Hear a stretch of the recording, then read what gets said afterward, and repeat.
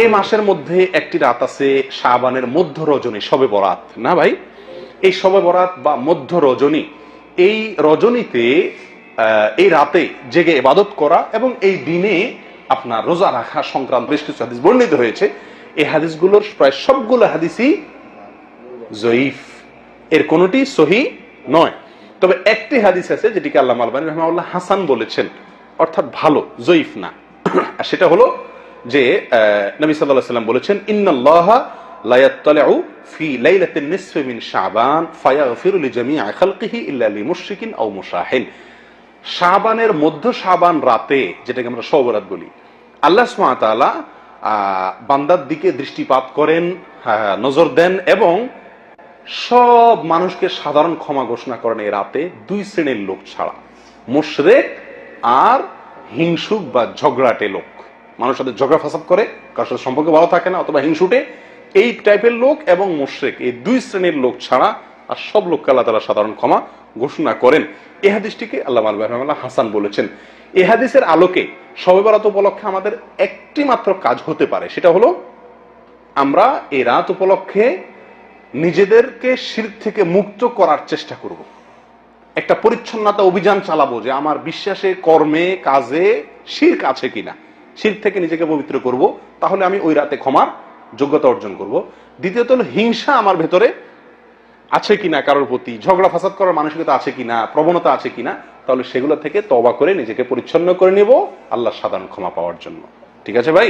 আর এর বাইরে দিনে রোজা অথবা রাতে রোজা, তো এই মাসের ব্যাপারে গোটা মাসই বেশিরভাগ সময় রোজা রাখার কথা আছে, সেটা ভিন্ন, কিন্তু স্পেসিফিকলি ওই দিন, নির্দিষ্টভাবে ওই দিন রোজা অথবা ওই রাতে ইবাদত করার ব্যাপারে সহিহ কোনো হাদিস বর্ণিত হয় নাই।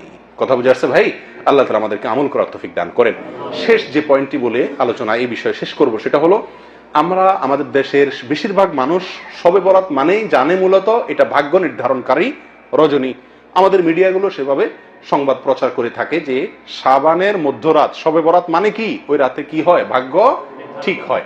দেখুন, এ বিষয়েও যে হাদিস বর্ণিত হয়েছে সে হাদিস সহিহ নয় প্রিয় ভাইরা।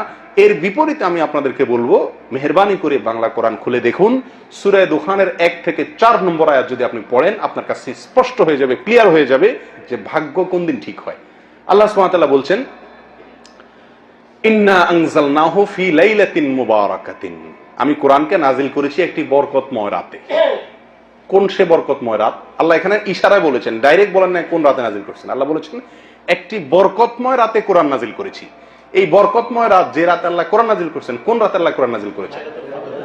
লাইলাতুল কদরে। প্রমাণ আল্লাহ কোরআনেই বলছেন, অন্য আয়াতে, অন্য জায়গায় বলেছেন ইন্না আনজালনাহু ফি লাইলাতিল কদর। আল্লাহই বলেছেন যে তিনি লাইলাতুল কদরে কোরআন নাজিল করেছেন। আর এই আয়াতে তিনি বলছেন, ইঙ্গিত করে, যে আমি একটি বরকতময় রাতে কোরআন নাজিল করেছিলাম, আর সেটা অন্য জায়গায় বলেছেন লাইলাতুল কদরে। তাহলে এখানে বরকতময় রাত বলতে কোন রাতকে বোঝানো হয়েছে? এটা বোঝা যাচ্ছে কি যাচ্ছে না পরিষ্কার ভাবে?